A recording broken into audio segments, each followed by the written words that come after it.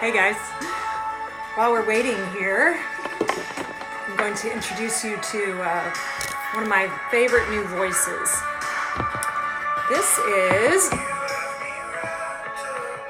beautiful. The song has been stuck in my head. I'm going to show you who it is. Jacob Early. He's from Charlotte, North Carolina. And this song, Worth My While, is incredible, as all the songs I've heard so far. Just heard him live opening for Jess Ray. He produced her album. And it was just so lovely. His voice, just beautiful. Actually, just as beautiful live or more than his recordings. So check him out. That's Jacob Early. He doesn't know it yet, but I'm probably going to recruit him for an interview here on Instagram Live very soon. Just really loving his style and his lyrics and everything. So I posted a minute ago a video saying that I was going to be doing this live, and I actually filmed that and started posting it like 45 minutes ago, and I just realized it only posted 5 minutes ago. So I'm sorry about that. I don't know why it was so slow, but I did want to take a few minutes to share some thoughts, because I get emails or occasional notes in my Instagram inbox, and more recently I have this mentoring survey available online. You can find it through my links in my Instagram bio, and it's a non-committal thing. It's just to let me know what your needs might be, and if there's a way that we can work together and I can help you, then it gives me a chance to know your situation a bit.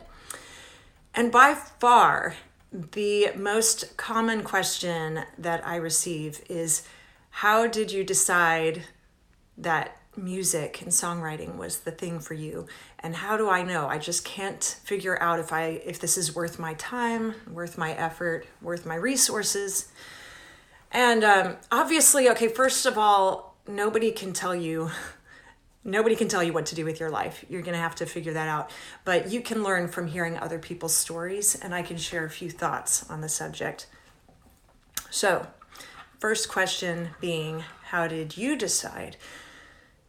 And the very simple, short answer to that is, I don't think there's a true sense in which I never decided. There are two levels. On one level, it was like a deep knowing from my earliest days. I just felt it deep in me, and I really believe in deep listening. I believe in this spiritual intuition. I think we know a lot more than we realize we know. I think God's voice is active and speaking in our souls all the time, and it's a matter of training ourselves to pay attention, to quiet the noise. I just posted a little poem about this on my story today. Quiet the chaotic thoughts and just listen, and until you find this space where you know what to do, or you know what's next, or you know what matters. And hey guys, I didn't mean to not say hi to all of you who are on here so far. And yes, I think a lot of people who are making art, you totally get it. You understand about the deep knowing and the deep listening, because even in the making process, in the creative process, there's this ebb and flow of activity and silence. And a few months ago, I posted a picture somewhere on Instagram of me leaning over the piano keys, listening, and that is, when I'm by myself, that is often half of the writing process, is just me with my head down, trying to hear. Stop trying to make stuff up and let stuff rise up. Just tell the truth. But it's hard for us to really grasp what is poignantly true without shutting everything else out a bit. That's at least particularly true for my type 9 personality.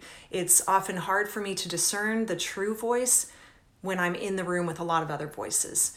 And those other voices could be in my own head, not necessarily just other people. So to create requires me getting away internally or externally, getting away, stilling other things and hearing and finding out that I know exactly what needs to be said or done. And I just think it's something we don't practice. And there are weeks, in fact, I had a couple weeks recently where I was just consistently letting myself be distracted with my phone, or I don't know, I was just like frenzied. I just felt all over the place. And my work suffered for it because when you're in the arts, you have to tend to those things. You have to tend to your inner equilibrium, and whatever brings inspiration, whatever brings clarity to your process, you've got to take care of that. So that's true in the creative process, but I think it is true in all of life. And so when you're trying to discern your life's work and your calling, you have to be willing to tell everything else to shut up a while you just listen. And that listening began for me when I was a little girl. Now, in retrospect, also, as I grew older, I was able to look back, and I encourage everybody to really do that, to look back at your childhood, your earliest interests and passions. What were you spending your time on when you had all the time in the world? When you were 6 years old and you had 5 hours after kindergarten or whatever to go outside and play, or be inside and play, what did you gravitate towards?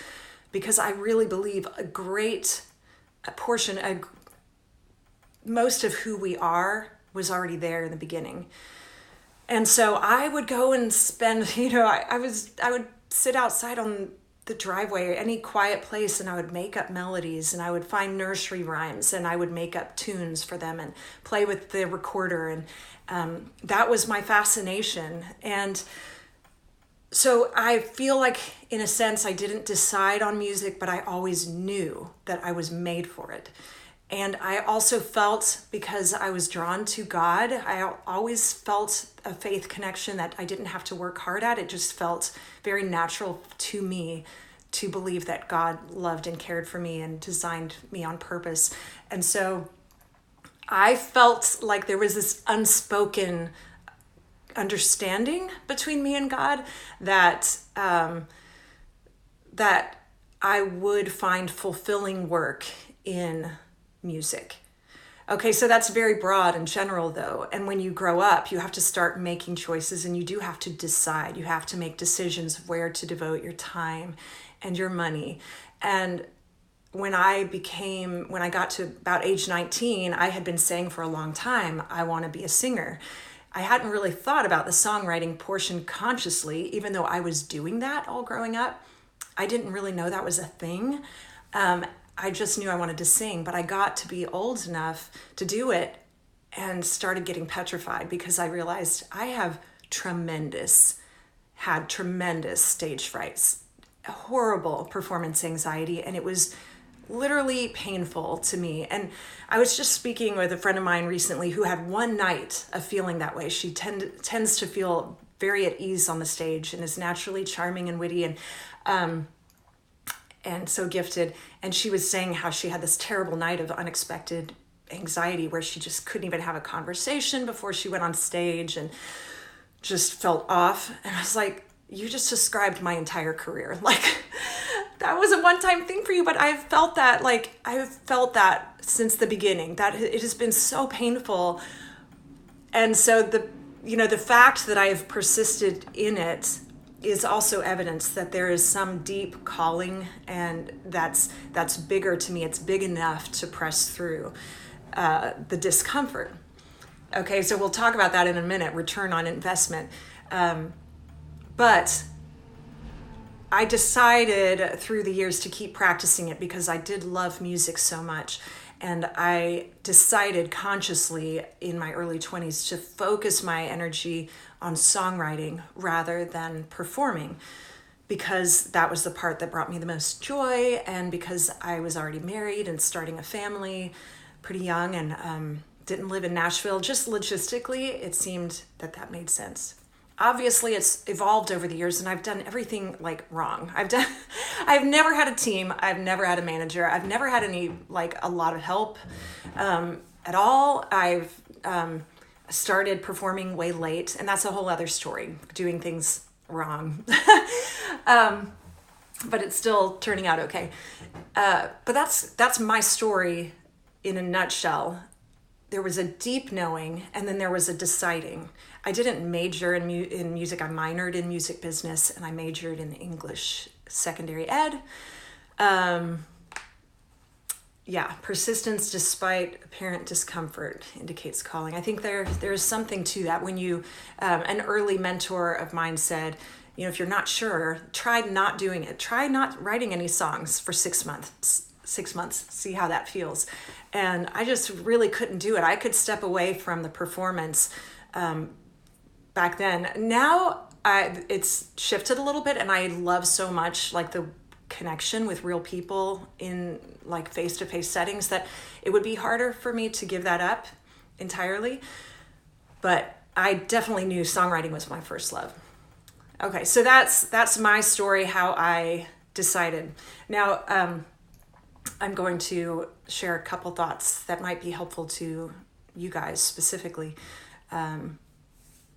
One thing that I think would be great if you're not sure what your calling is to start writing, journaling about what makes you feel most alive. What parts of what you do and what you create would be really hard for you to stop doing because it brings you so much life and joy. Even when nobody's watching, even when you're not getting paid for it, there's this aspect of your work that you can't seem to get away from. And then get behind that and maybe ask yourself, okay, is music, songwriting, the only way that I practice or that I exercise the heart of that? For example, as I grew and started paying attention to the music I was making, I have become pretty aware that music is the form for me, but what is behind that is a deep passion for truth seeking, for synthesizing my current understanding of what is true and beautiful, synthesizing that in a way that I can share with other people.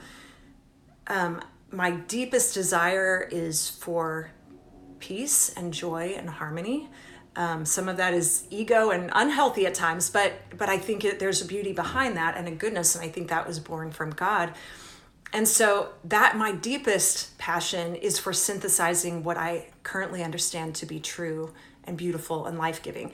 And music making is the form and the vehicle by which I've been able to practice that. There might be another time in my life, well, there will be times in my life as I get older where I will probably have less opportunity to sing, or I could lose my voice. Like Julie Andrews cannot sing right now anymore. And so I want to be open to saying, God, you might give me another form. It might not always be songwriting and singing, but I want to keep exercising the gifts that you've given me that are deeper and broader and bigger than that. How else might I be able to articulate what is true and good and be open? Because I think God can surprise us, and it really, our experience of fulfillment in our vocational life hinges greatly on our openness to new possibilities and unexpected outcomes. I love songwriting and I want to keep doing that, but I also want to hold it loosely enough that if God has a better idea for the next season and the next chapter of my life, if he wants me to mentor more or write a book or do something different, that I don't miss that. I don't want to be so hung up on my one expectation or the plan that I had that I missed something that might be better. Or it might be better for a season. It might be more appropriate for a particular season. So I would encourage, all of you who are trying to figure out what you want to do, get behind, if it's songwriting for you, get behind that and figure out, okay, it's songwriting, but what is it? Like, is it a deep passion for music theory and arrangement and instrumentation? And are there other possibilities besides just this one that I've considered so far, ways that I could find delight and exercise my gifts? That particularly becomes important as you as you begin to exercise your songwriting or your music, and maybe you're not getting the feedback that you want, maybe you were hoping for some doors to throw open for you and for you to be able to step into a professional vocation, and it just doesn't seem to be happening. Maybe feel like you're in the wrong location, or you're too old, which I don't really believe in, but any number of things could be speaking to you, and in a way that if you're open, it's not a closed door, it's just angling you a new way and saying, hey, take this, you're on the right track, but be open to it heading this direction. Don't get discouraged and shut down your creativity and your flow. Don't say, well, clearly that song feedback was telling me that this is not a hit song, so I should just stop doing this altogether. That is not what that means. It can be, that over time you go, I'm not actually finding the joy in this that I was, or that I hoped to. Okay, so on a more practical decision-making level, when you've got these songs or you've got this art and you're taking it out, when you're getting feedback and you're receiving feedback, whether it's direct or indirect, maybe you've put stuff out there and you're not hearing anything back from anybody. There could be a lot of reasons for that, marketing to the quality of the songwriting or presentation. But know that there's a difference. Like when you go in to get a critique, there is a difference between getting feedback on a song, on the strength of a song, and getting feedback on the commercial viability of a song. A friend of mine who's attended some different workshops and camps, we were just communicating about this, and he said it's a little frustrating for me to be in situations where I know you guys are just always going to give positive feedback, because I'm really trying to discern whether I'm any good at this or not. And the thing that I want you to understand is that when you go to a professional for critique or feedback, hopefully they are going to phrase things in a positive way, but they're also hopefully not going to say things that are not true. So you need to listen to what they're saying and also what they're not saying. Just because it feels all very positive doesn't mean that they are saying you need to move to Nashville and hire a professional song plugger. They may be taking into context where you're coming from, that you're currently on an amateur level, that you're making music for your community or for your own pleasure. And they are saying in that context, like, this is a communicative and effective song. It speaks to me. I see some real strength in the lyrics and in the melody and composition. So that doesn't mean that they are blowing smoke up it just may mean that they are being honest about the song, and they are not in that moment concerned about whether it's commercially viable. So if that's the kind of feedback you want, you need to be really specific and say, I don't want to know if this is just an effective song. I want to know if there's a place for this in the market, and if you suggest I go and do something with it. What was the other thing? Okay, so you can start asking, is this commercially viable?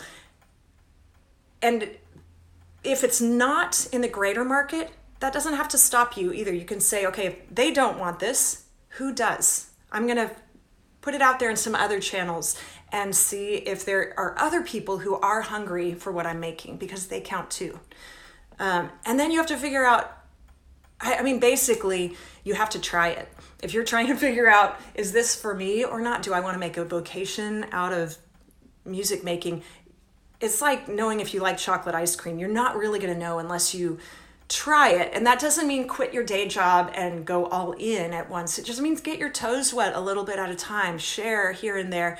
Try live performances. Try different online sharing platforms and see how it feels. Okay, because there are pros and cons to being an amateur, a semi-professional, and a professional music maker. I'm going to find this chart that someone else made for a workshop I attended like 20 years ago, and it was so helpful to me. I was fully amateur at the time, and he helpfully explained to me that to all of us that the word amateur does not imply lesser quality. We may kind of assume that, but it is not necessarily true. Amateur can mean amateur technically just means you have not chosen to make that your professional vocation. It doesn't mean you're not as good of a songwriter as anybody else out there. It means that you're not doing it on the professional level. And there are really good reasons to choose not to do that. Because like with everything in life, every gain requires some loss. You have to concede something with every new step. And there are many artists out there who find that they lose the joy once they start making it into a job or into their professional work. So I think until you start getting your feet wet, you're not going to really know how it feels. So it's good to just start trying some things.